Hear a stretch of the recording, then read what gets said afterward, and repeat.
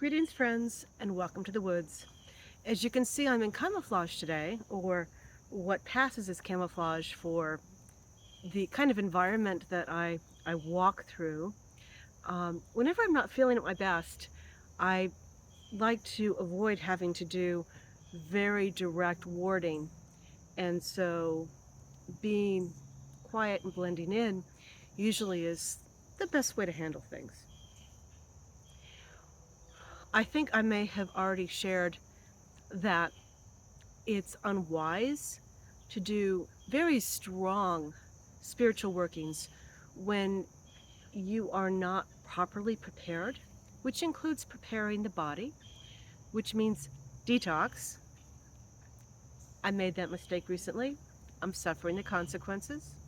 So yes, my lights are a bit dimmer, if you can see on the astral, which, by the way, some of us can. Some of us can look at videos and pictures and see more than others of us. It has a lot to do with your capacity to perceive. I know that some people I know are able to look at a picture and know what was happening in that picture just before it was taken and after it was taken. The snapshot catches a moment in time, but time isn't as rigid as we think, and we do have the capacity to see beyond it. So, given that we have a video here, some of us can see even more within it. So, I'm hiding today. Hiding. The idea I want to share with you today is not about caution with using your spiritual gifts and cleaning yourself up before you do it. I think that should be obvious to most folks. It's about something else that's being talked about, and it's a it's a topic I didn't really want to discuss. I've tried making videos about this already, and the concepts are challenging, and I'm going to have to break it into bite-sized pieces.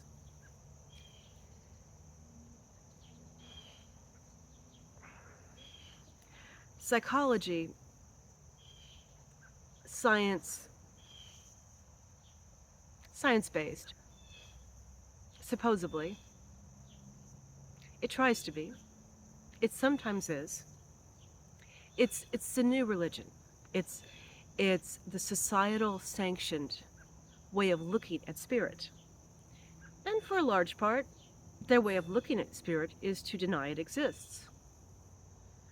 And as a result, their methods of healing leave a lot to be desired. Generally speaking, they're about taking people and slotting them into various, um, I don't know how to say this nicely, various consumers to which they can sell drugs. This one needs an anxiety drug. This one needs a depression drug. This one needs an antipsychotic drug. This one needs an anti-rebellion drug. This one needs a just wants to sleep drug. All of the things that come from our spirit to help adjust our lives, to help sound warnings when there's a problem, to help us actually fulfill our soul's purpose. They'd like to filter out of us because that's really inconvenient for chattel. I mean, we're just sheep in a pen, right?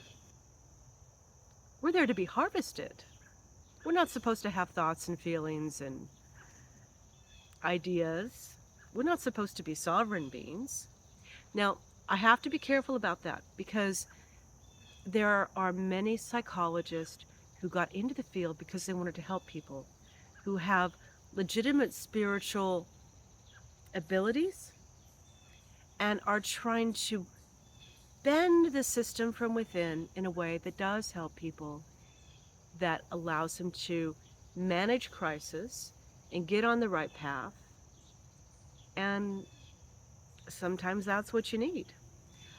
But the institution as a whole is not about cure. Again, it's about consumers. Who can we get to take which drugs? I have a mentor, a very wise woman who, she's a psychiatric nurse. She's a nurse, she's an RN. She's worked in the psychiatric field. And she once said to me, those poor people, most of them, they just need a good exorcist. The problem with taking that literally is the organization that would supply the exorcism is itself compromised, because it too, like our current mode of psychology, has been created, molded, infiltrated, provided by our farmers, those who seek to commodify us. And so, while the priests and practitioners of that organization can provide us some framework for our spirituality, it's better than nothing. It also keeps us from being as sovereign and as powerful as we can be. That framework that gives us a way to express our spirituality, a place to hang it so that we can work together with others and pool our spiritual energy. While it does provide that, it also provides a boundary, a limit.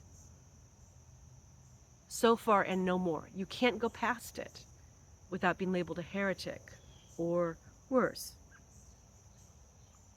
It's designed that way intentionally.